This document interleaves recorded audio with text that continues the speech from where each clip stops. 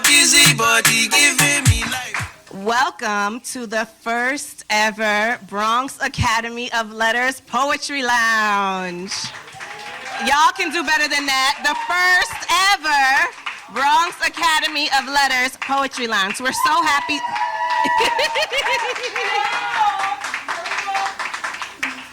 So for those of you who don't know me, my name is Miss Carla. I'm the poetry writer in residence here, and I am so thrilled that you all are here to celebrate with us the release of the Spring 2019 One Pen Anthology. So this is this year's One Pen. We have many, many, many of the featured poets sitting right here in the room with us, and you all are in for a treat because you're going to get to hear some of the work that's in this book and then also some new work that we've written since the book was published. I have a lovely co-host with me today, Guillermo. Come this way, Guillermo. So is everybody ready? So first up to the mic, we have our lovely co-host, Guillermo.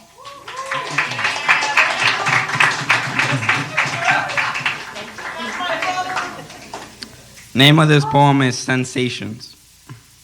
I hate the constant change of texture, smooth then hard, bumpy then slimy, straight then a sudden curve. It doesn't make sense. I make people smile at the cost of my own future.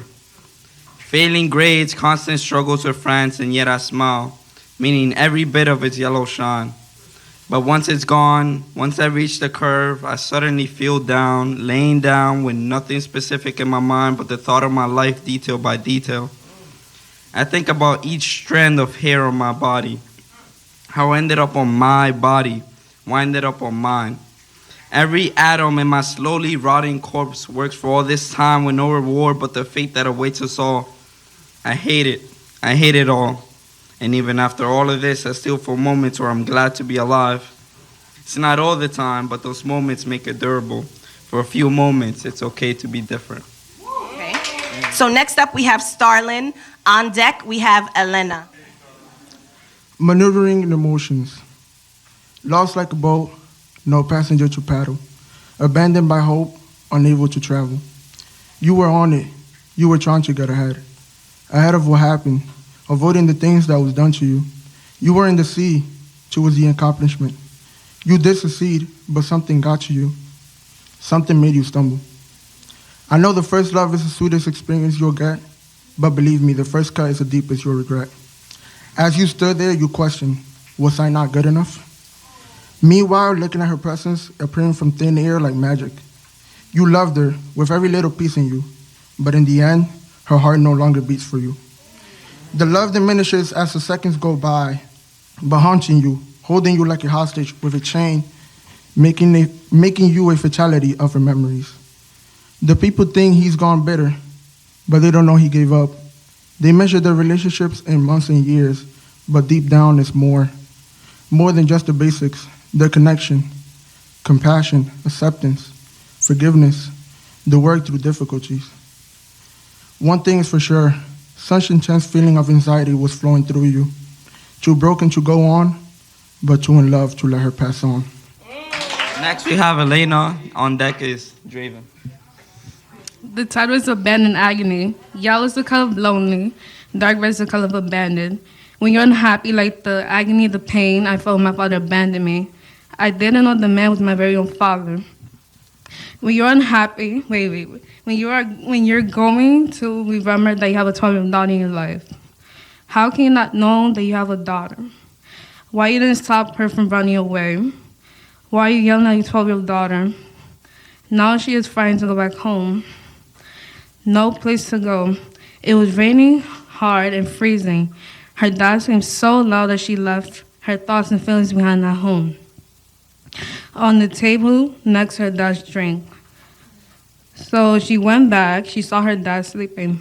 He looked different, like he had a little heart. She snuck to get her thoughts and feelings back. She noticed the necklace that belongs to her mother. The key opened up her feelings and let them out. The way the key unlocked the journal and herself. Raindrops of tears fell from her eye and led her down a path to her cheek and chin, to her neck, and to her heart, which it took her back to her deep soul, to her memories playing dress up with her mom and dad going to a baseball game, buying her daughter a puppy for her 12th birthday. Raindrops of tears fell from her eye and led her down a path to her cheek and chin, to her neck, and to her heart. The door closed behind her. Her father woke up as he heard the door slam. So he put on his slippers and followed the footprints of her tears that led him to the jungle. He saw bare trees, still no wind, banded islands deep in the jungle, a strange weird-looking animal with 5 big eyes. Through his heart, life lost. He lost his job. He lost his child. He lost his faith when he lost everything in his life. He wondered if God could give him one more chance to change himself before he lost his daughter. Next up is Draven. On deck, we have Diego. My mind and I sit here and think I wasn't ready for the truth. I get so scared, I'm anxious. I put a smile on my face only as an act. I want to wrap in a ball and sit in the corner, reminding me of my childhood. All those times I didn't know what to do, where to go. I try to shake the feeling away, I just can't. My mind isn't blank like I wish it was. I can't do it. I get so uncomfortable when I'm around so much, when I'm around so little. I get this feeling, I feel so sick. Physically and mentally, I don't know. I'm lost.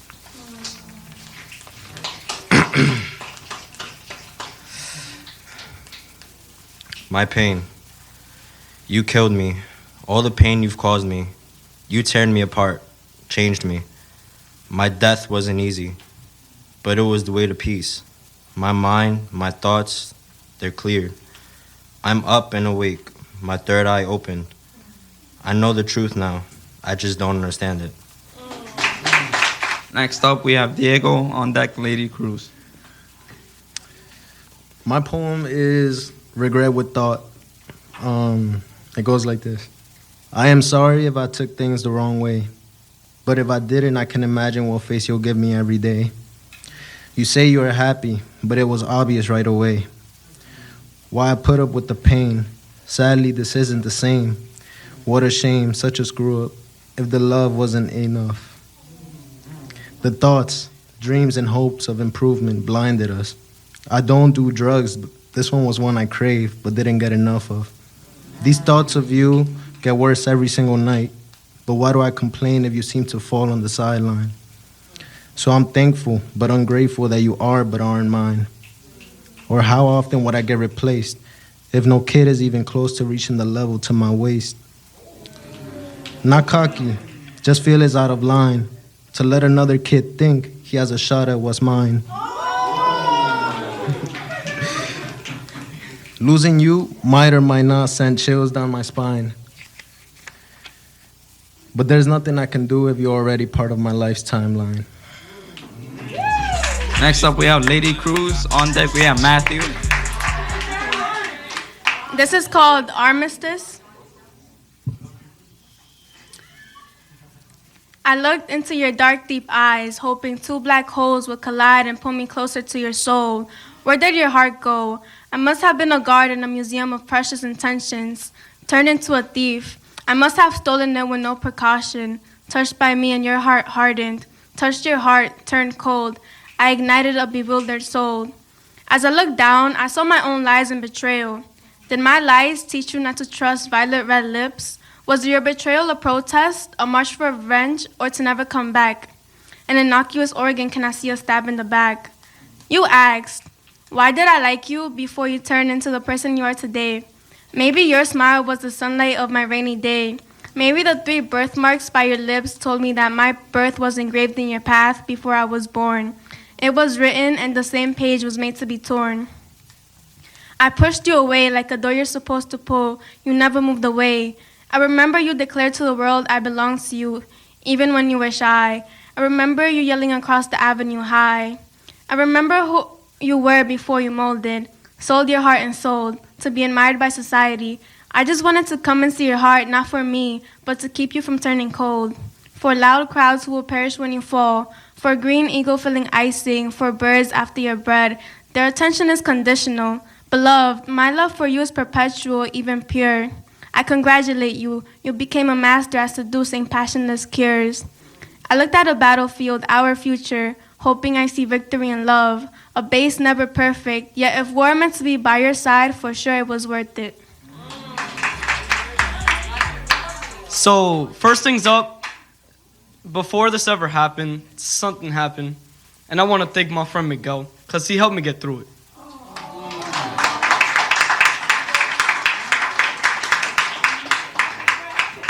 I wrote this poem during the time.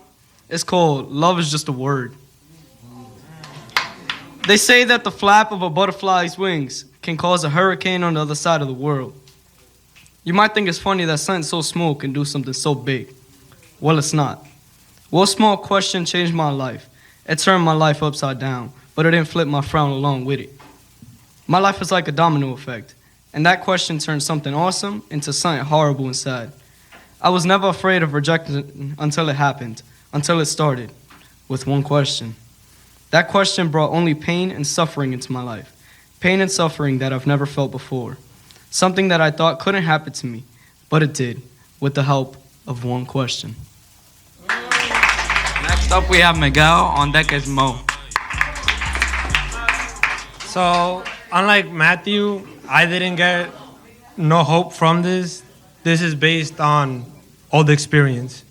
Hide and seek. As a caring mother says to his little boy, "Ya, mi amor, ya casi llegamos." They walk, seeking the light in this place, this dark place called home. As their son acts with such emotion that all his feelings mix with his thoughts. ¿Qué está pasando, mami? As his feelings say, they are doing this because they love me, while his thoughts say, we are just playing a game. We just need to hide. All together, they make a question with such an answer, it can break a heart like glass. Pieces so small, it can cut you by just looking at them.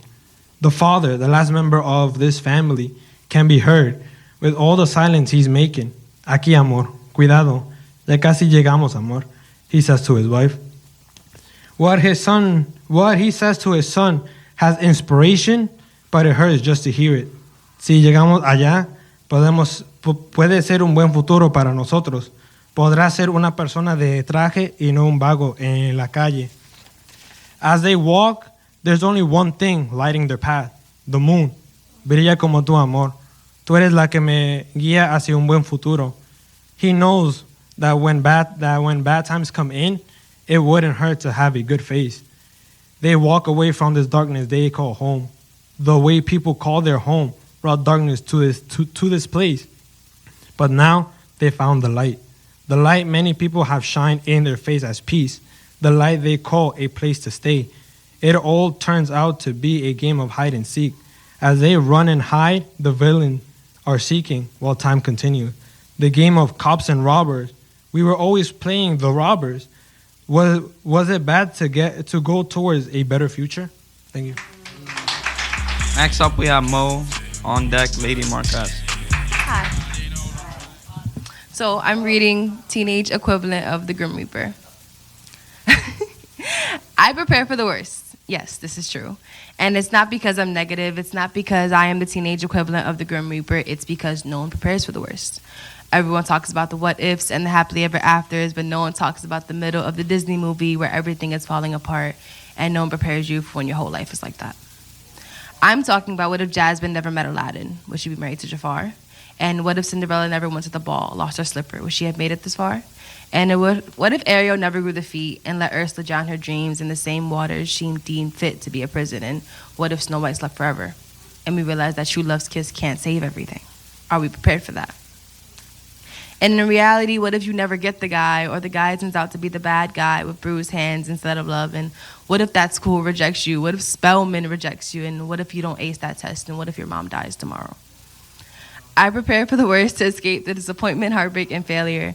Because if you don't prepare for these things, failure will beat you down until you've depleted into the earth on your hands and knees. Disappointment will nibble at your conscience and feast on your heart, and heartbreak will take its hands and squeeze your heart, grueling enough to make you feel it, but gentle enough to keep you breathing, because pain demands to be felt, and it will. I prepare for the worst because I'm a realist. I don't really believe in happily ever after. I become a master in realizing that not everything works out. Friends don't stay your friends, and the guy doesn't really get you. And your plan A usually turns into plan B, which turns into C, and before you know it, you're at plan Z, but I'm not negative. I'm not the teenage equivalent of the Grim Reaper. I just like to know all of my options and what I'm getting myself into. I don't walk into a room unless I know who's in there, how many people, is there a place for me to sit. I prepare for the worst because no one else does, and I'm sorry if I have to break your heart to teach you that. And I can teach you that because I know what not preparing for the worst feels like. I know what it feels like to walk into that room and there's nowhere for you to sit because that chair doesn't have your name on it, but let me ask you something. Whatever. I know how it feels to not get that guy because I was that girl and he was that guy, and rejection was written across my forehead in bright red. I understand what it's like to not prepare for the worst, which is why I never want you to feel like that. I love you too much. So it's my job to tear you down, to build you back up. It's my job to teach you how to prepare for the worst so you become a master at this thing called life. Next up, Lady Marquez on deck, Alyssa. This poem is entitled, I always showed you the hate I have for you, the one I grip tight like the knife you tell me to let go. Through those dry hugs, through the I love you, you know I don't feel. Through the conversations our eyes have, but I never really told you how much I want to hold you. Your big, warm body that makes me reminisce about the days I lived with you. About those mornings you made two breakfasts. Those mornings I held my pee until you came out of the bathroom. I never really told you the love I still hold for you, even after you denied me. And yes, I love my other grandma more than I love you, but the love I have for you, it exists. And I can grip it harder than the knife I have in my hand. I can hug it at nights. When I'm dreaming, I always come back to it. When my soul is far away, in space, Saturn, I make my way back to the love I have for you. You impacted my life in the way it was taken care of. I remember, I love you, I hate you, but my love is greater.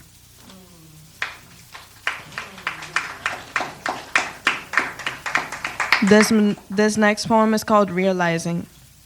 People no longer smile at me. Instead, they growl at me with their eyes.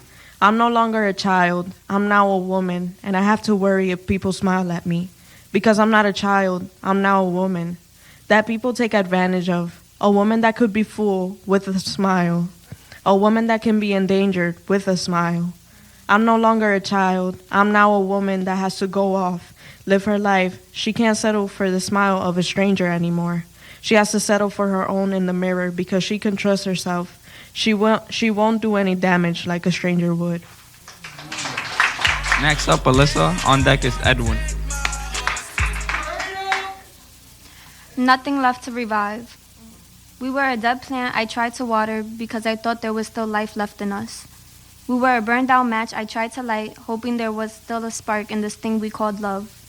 Like looking at old clothes that we grew out of, we tried to stretch it out, but it only ends up ripping. The stockings I put on where the rips right up, applying I love you polish, but it never seems to stop. We now linger in the wind. We tried to drown our sorrows in the deep sea, left with a bitter taste, with our sour personalities that makes us forget the sweet moments we shared, embezzled by the same tornado that allowed us to meet. Next up is Edwin. The title of this poem is called King of Swords. She couldn't read my eyes, but she found peace on my lips as we kissed that night. I made sure I kissed her slow and passionately, making sure I placed my hands in all the right places. And even though her voice parted the clouds and her smile brought calm waters, I was okay with the fact that in my world it rained all day. I was only infatuated with how much she loved me. From fall to winter and winter to spring, the rain burned my insides and the thunder rumbled earthquakes worth of pain. Allow me to reintroduce myself. I am destruction for looking for love, or better yet, love is destruction. As I walk, the floor shakes. The arches of my feet could uproot wildflowers. My presence weighed down prayers before they could make it to heaven. I sat there and told her, you don't know what you are getting yourself into. I will only build you up. Hold on. I sat there and told her, you don't know what you are getting yourself into. You will only find happiness here for a short amount of time. I will build you up just so I can break you back down. Running through blades of misconception, holding hands until their palms grew unsteady. Pride severed the innocence of their connection. Asked if I went searching for her, as she carried on, dancing, reaching for the warmth of my hands. Between the fields of dead lilacs and teenage emotions, she was in love, she was naive. Asked if I cared in the midst of chaos. There is a man within me that stands 10 feet tall, not willing to let anyone rip down these walls, built with pride, left behind by the trail of betrayal. You see, the shame I cherish isn't my own, a bloodline of distrust, generations of heartbreak and sob stories. And if I cared, you will see on full moons, I read rivers that lead to waterfalls of abandonment, that the sun and the moon left a shadow across my heart, and all I know is darkness. So this second poem is called Pain. Pain. It's quick and fast, just like death. There are different kinds of pain. My pain in my heart, seeing the girl I like with another man. That brings pain. Pain hurts. It also hurts seeing the girl I love kiss another man. I'm being judged by someone who's supposed to help. My family. My family makes fun of me for not having a girlfriend. And each time it happens, I make a lame excuse why. And that brings me pain. People can't help me because I always look so happy. Guess I'm good at hiding. But now it's time to come out and say something. It might be painful, but it's better than telling others goodbye forever. Because I can't imagine how many people will miss me. But I sometimes wonder who really cares about me. Because this pain is killing me slowly. Surviving the apocalypse. Mom, why don't you love me? Why is your heart a stone, unlike mine, a soft cushion you lay on every night? Hoping I stay with you forever because it's the only heart that loves and respects you.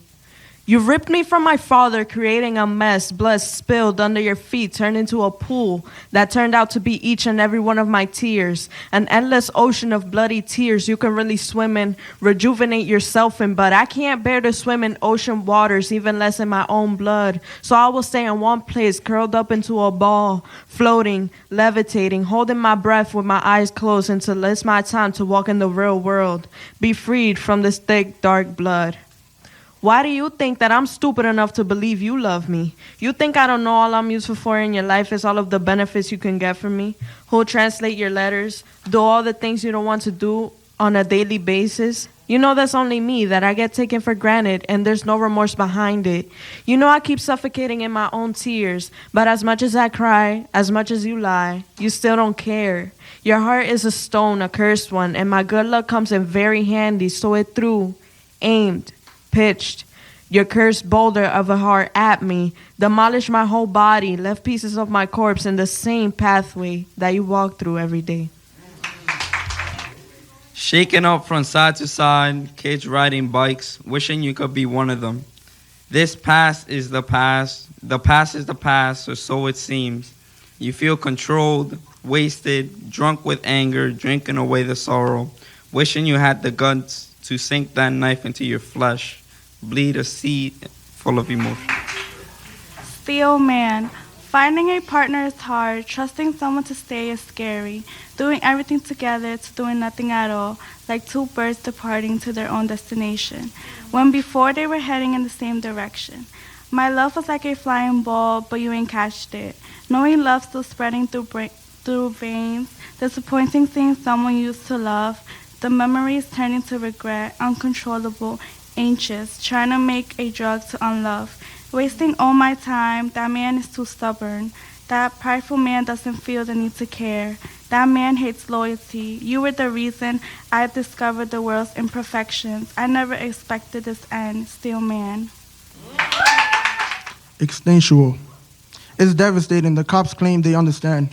Most don't, like if they feel the pain of the mother whose son got cut out of this world. Life fading away as the untold future folded its way. The government segregates our neighborhoods like as false hope spreads like a corrupted infection. They want us here.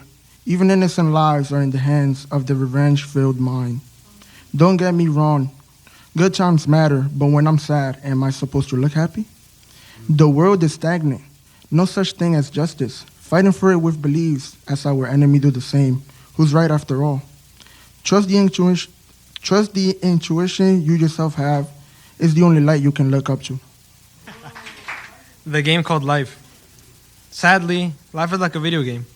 We always try to accomplish something, but then there are obstacles in the way, like Mario trying to save Princess Peach, but we always tend to show up in the wrong castle. There's always a toad telling us, of course, we're in the wrong castle or that she's been kidnapped. Again, typical. The only difference here is that life counts.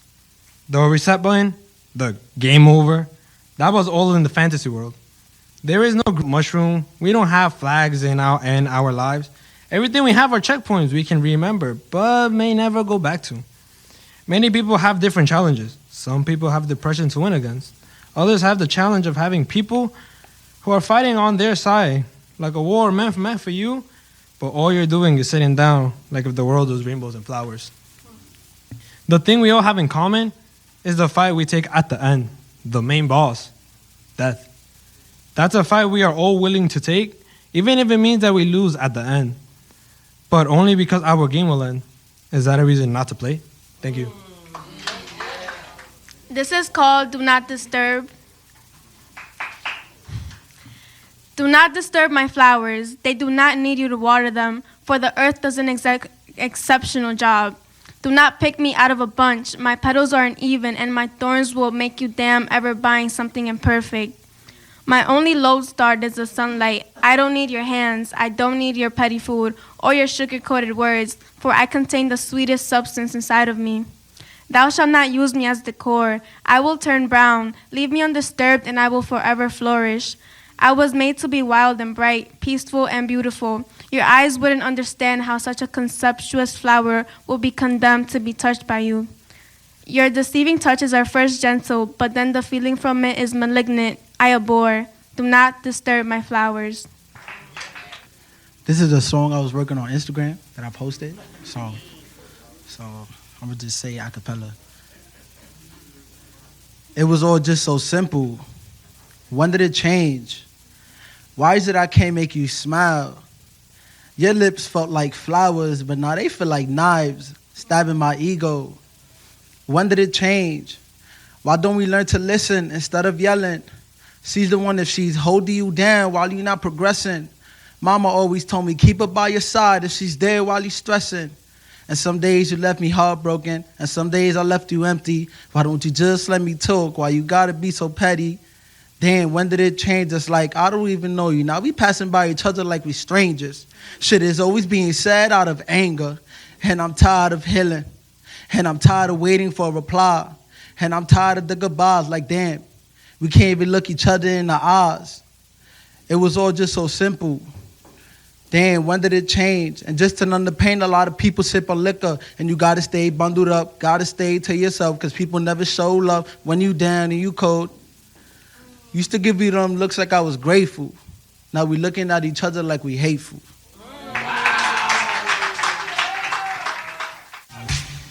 So we have a special guest with us today. So my students know that I have another job. I also work with other artists who are also teachers. And so I have a special guest. I've had the pleasure of working with Nye this past year, and she wanted to come and share a poem with you all today.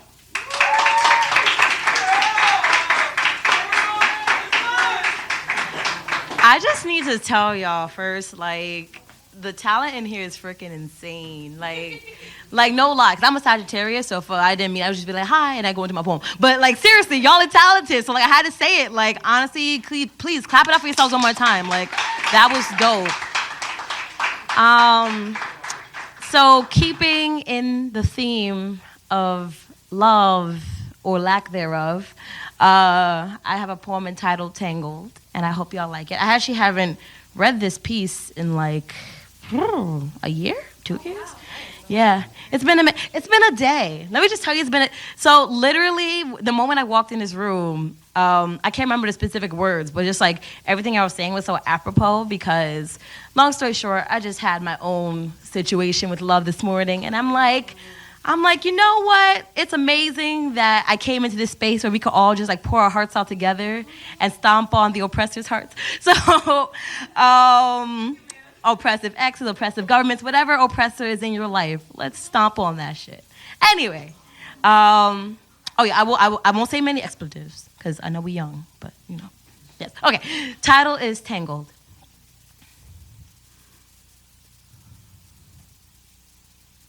My dad yelled, "You got 2 letters," and somehow the constricting in my chest told me. One spam, the other an envelope with no return address. To the touch, I felt our history confined between both sides of that paper. Opened it. The necklace I gave you wrapped in 7 sheets of toilet paper. It was mine again, but I couldn't wear it. Tangled and brassy after months of clinging to your neck, it was knotted along with my heartstrings practically broken. The work to repair something you didn't see the merit in doing. Never have, never will, I suppose. After every poem I wrote, you still don't believe me. After every note you didn't bother to read, I loved you more than I could speak, which is a shit ton. Magic of double rainbows, no comparison. This isn't going to be eloquent poetry. In the grain of rupee core, none. No metaphors and similes. This is simply heartbreak in its simplicity. When I gave affection to your whole family, you shamed me. Spouting my foe inconsideracy, I still held you down.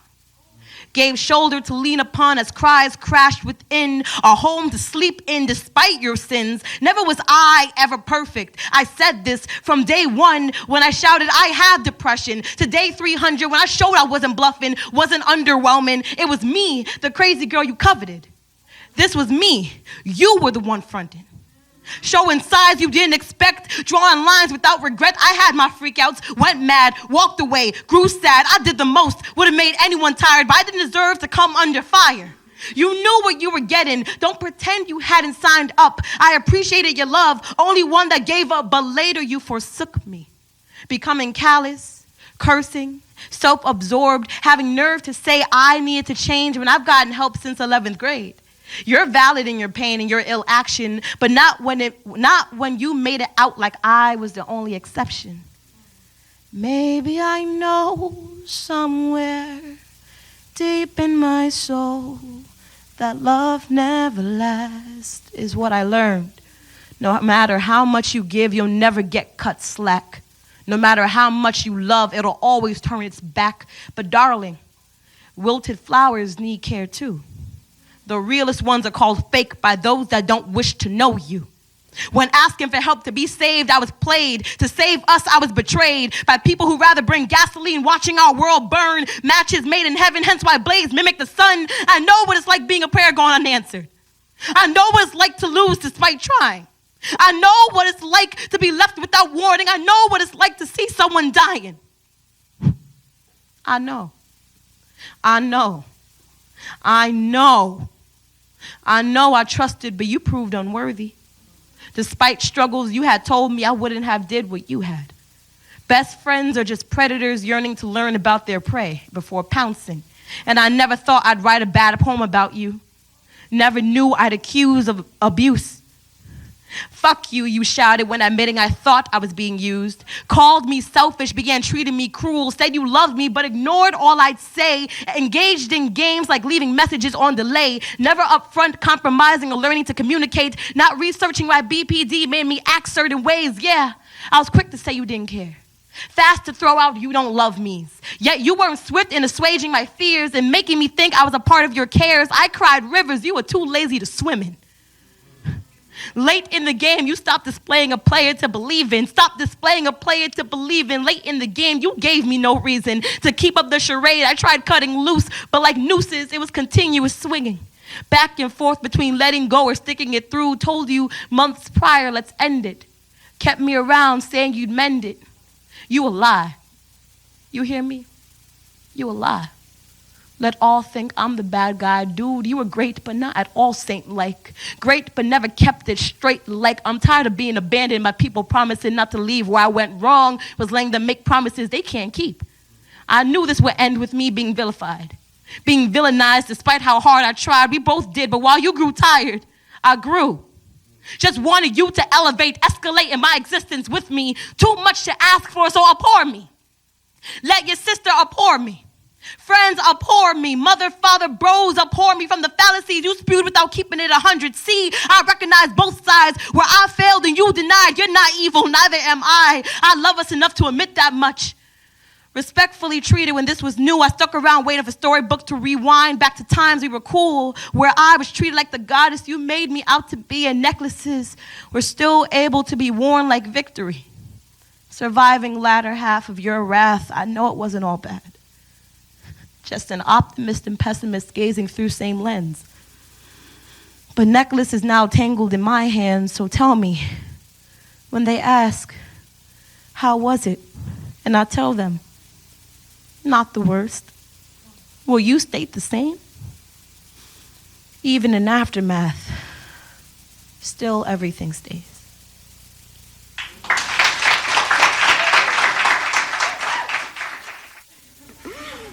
Sometimes love will fade away as time goes by, as we walk past by. The whole way I end up looking at you. Wait. I end up looking at you for some reason, but as you walk away, I realize we're not a thing anymore. So I just be me until I end up breaking down at some point from thinking about so now. We just stay as memories in order to remember each other. This one is called Freedom to Be. My pain is possibly changed for a greater finish, depending on the time, place, and minute. Just didn't notice happiness makes temporary visits, while peace is trying to settle at ease, waiting calmly to be released, like a flower planted horribly, born inside dirt, blooming through concrete, satisfied vanilla scent spreading down my street. I breathe in this air just to feel complete. You are asking where do I get things for free? Uncle Sam is robbing you and me daily. They're spending stupidly. You are laboring till you slip, fall, and scrape your knees for single earned worthless pennies. Winning life, cashing in checks every 1 to 2 weeks. But it will never be enough currency to cleanse your heart and soul and make you think you're standing on your own 2 feet. Billionaires aren't meant for sympathy. They believe you to be a replica of a homeless man begging for a better life repeatedly. There's a reason why they hold such position cold-heartedly. The mind facing every thought of satisfaction doubtfully. With such beautiful growth of a distraction, pleasing me. Improving as the wind blows, I watch and learn as the wind flows fantastically. Poetically speaking, listen. Pain can be avoided, but its prevention is not recorded mentally. Misfit. Many people come and ask me, many critics, what makes you different from other poets? And I just sit down with a smile. I'm just a misfit, a plant waiting to grow, a plant now receiving water, writing poems for other misfits, some searching for water, others for soil. But they feel they don't belong either. I belong to them. These seeds are my water, soil, and leaves. Without these seeds, I would have never grown. These are the misfits reading my poems in the back of the room, letting themselves be free, like an open window letting in air. We're just a bunch of misfits considered family. They said life was going to be really difficult for me, but that's because I give people something they feel belongs to them. Love, tragedies, and joy. Thank you. Searching. People say we stood for time, not quality. But the years we had felt like the best roller coaster ride of my life. Sitting down at home, watching the movie play, thinking hours would never end. Play fights turned into real ones because I hated the feeling of drowning in air, not being able to breathe. The arguments we had, but never could stay mad at. Just looking at one another calms the heat through my body. The comedy shows The comedy shows we held, just for the two of us, felt like an escape room from the sadness. Lately, the door has shut. I had to use my love to pick the lock. The jokes you tell, why do you pick on me? Why do you push my head under the water and get mad at me for drowning? Why do you push away the extinguisher when I try to put out the fire you started? You would always clear up the rain in my sky. The laugh and smile you had was a contagious disease. The getaway car from all my pain. The halls from my mind when it hurt to speak. You were the rainbow I searched for in a storm. I still search for you. Even though you are now the storm creator, the halls I became allergic to, tasting like toxic waste, the car that broke down and left me walking home alone to find my own way home. The sweet smile and laugh was mischievous. The sky was no longer clear. I still search for you, the you I remember. This poem is called Question Mark. Tired of running and hunting and never finding something, a sign that just like the nomads, did we both need to move on to different land? You said you'd cure and prevent my mental health illnesses, but you made them go from normal to severe. I'm tired of this world we call happiness, but just like a deadbeat dad, it never comes around. Depressed to know that my father started a trend. Any man that came into my life will act just like he does. Love me one minute, hate me the other. Hate to know that I've been repeating and reading the same old song because it's the only one my feelings and heart can understand. I'm dying of the ringing that I hear every time the song plays. I'm tired of the same sad rhythm. I wonder if you're gonna hurt my soul the same amount my dad has so far. When will you stop hating me for my mistakes? When will you stop playing the same song on my mind? When will you be a better dad? When will you be a better man than my dad was? This one's called My Confession. To some people I did wrong, but not you. I didn't hurt you, because I love you. It takes confidence to say this, but you're the best of the best, and that's why I love you. I don't know why it's hard to say this, but it's time to face this and tell you my confession, which is I love you. Now it's time for you to tell me if you love me too, because we can make a future, just me and you.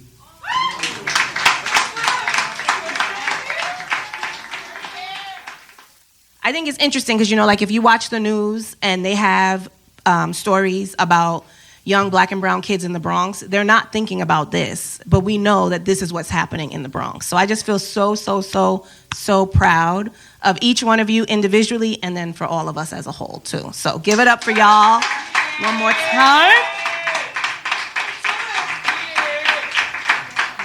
And I'm going to share a poem too.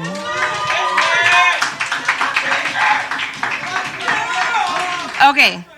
So this poem is a trilogy, so it has 3 parts, and the title of the whole poem is called Radical, okay? But not radical like a revolutionary. It's Radicle, and it's actually the very, very first part of a plant. So it's like the little root that becomes the root of a plant, okay? Reprieve, a testimony. For the young woman in the state-issued orange sweats who gave me serious side eye, 90 minutes at a time, every Monday and every Wednesday for 3 months before asking, "Yo, miss, why you always call us beautiful?" To whom I replied, "Because I think you're beautiful. I think all children are beautiful." Who then looked me up and down and up again and replied in a less than complimentary tone, "Yeah, you seem real genuine about that. I write this poem for you.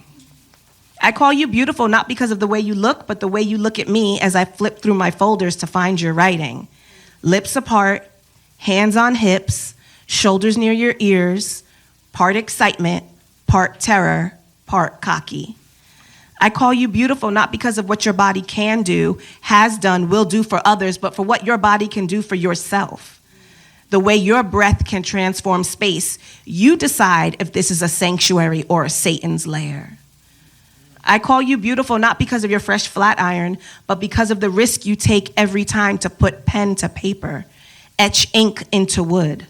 You choose to use your time inside wisely, spiral inward and lose yourself for a moment, reclaim a space designed for your demise. I call you beautiful because you are. full of beauty and light in choice in this dark, dank space. Sanctuary, a birthing psalm. If life is a game of tag, then our time together is touching base. If ancestors sit with us and we accept that our cycles are too ancient for us to fathom, that we must either surrender or flail, then I gladly open hand, help you steer the steep inclines and blind curves, press ice-cold cloths to flushed heads, testify to this treacherous terrain. I'll happily flirt with your inner courage, craft the cocoon for little to young woman to full grown, apply warm compresses while we push to deliver our new world. Radical, a prayer. For the seed that sprouts the root, that bears the fruit of the tree of life, may we plant whole seeds and till our soil. Thank you.